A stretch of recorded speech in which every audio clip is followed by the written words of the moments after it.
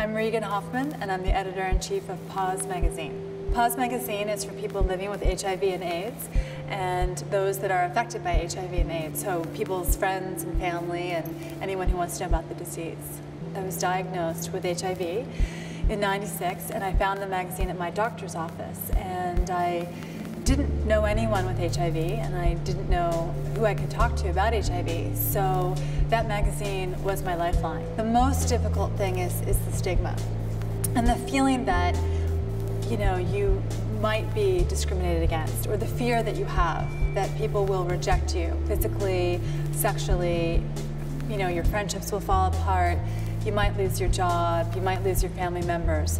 It hurts, you know, when people stigmatize you and discriminate against you because of your HIV status.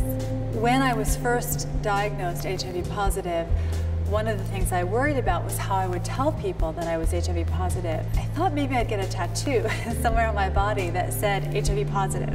I decided not to get the tattoo because I really hoped that someday I wouldn't have to wear it. I hoped that in my lifetime I wouldn't have to ever tell anyone that I was HIV positive, that they'd find the cure, and that that wouldn't be a situation I'd find myself in. You know, I'm surprised after 25 years of this virus being such a deadly disease, and it continues to be such a deadly disease, and people don't realize that. They think it's manageable, they think it's under control, they think it's not a problem anymore in America, and it is.